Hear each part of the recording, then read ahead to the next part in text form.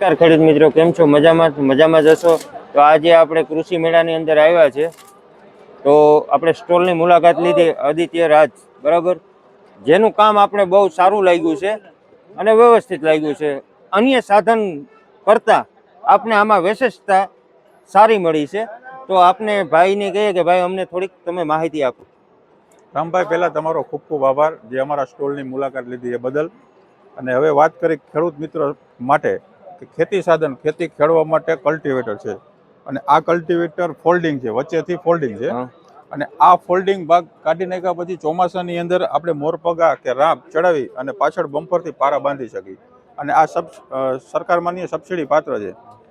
આ મોડલ છે. પછી એમાં ને એમાં એક સિમ્પલ કલ્ટિવેટર છે રામભાઈ. આ સિમ્પલ કલ્ટિવેટર છે.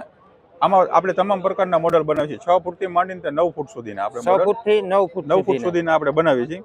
અને એમાં આપણે 25 mm થી માંડી અને 35